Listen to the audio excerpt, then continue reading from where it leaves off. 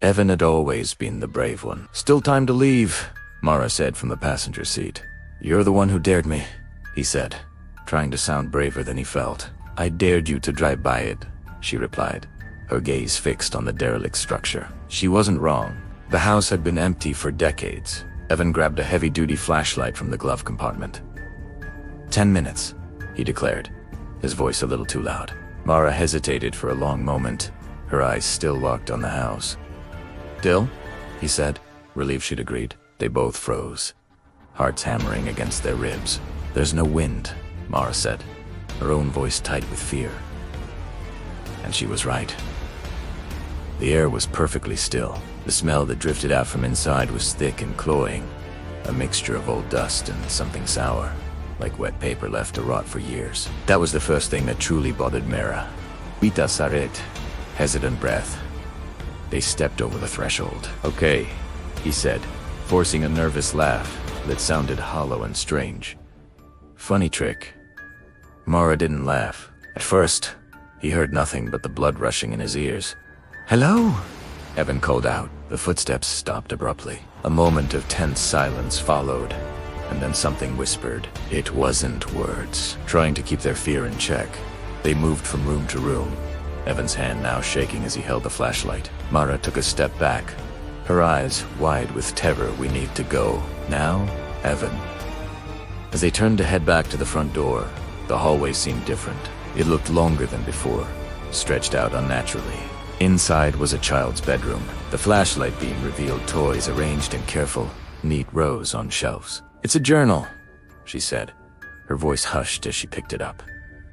The second the words left her lips, the bedroom door slammed shut, plunging them into absolute darkness. Evan lunged forward blindly into the blackness, his arms flailing until he found a wrist. "What the hell is happening?" Evan shouted, his voice cracking with panic and disbelief. The house itself seemed to answer him. Then, it spoke. A chorus of whispers, all at once. "Mara."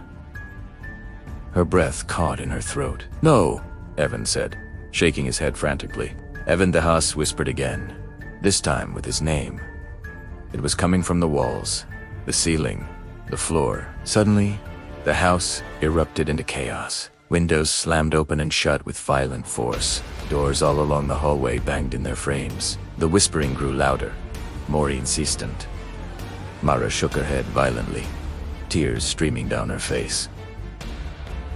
They turned and ran, but every turn they took, every door they tried, only led them back to the top of that new, dark staircase. "No matter what," Evan said, gripping her hand so tightly his knuckles were white. "We don't split up. You stay with me." The wooden steps creaked ominously as they descended into the cold dark. Mara shined the light on one of them. "They're trophies?" she whispered in horror. "From everyone who's been here." In the exact center of the basement stood a single door. Then knock. Knock. "Don't open it," Mara said, her face streaked with tears. The knocking stopped. A voice came from the other side. Evan's voice. She stared at the real Evan, standing right beside her, pale and shaking. The door began to creak open on its own. The house itself let out a deafening scream. The walls collapsed inward. Behind them, the house went completely silent.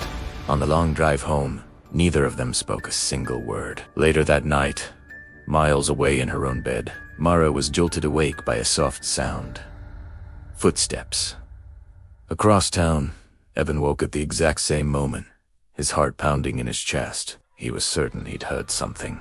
The house on Briarwood Lane had let them go, but it had learned their names, and it was very, very patient. Thanks for watching.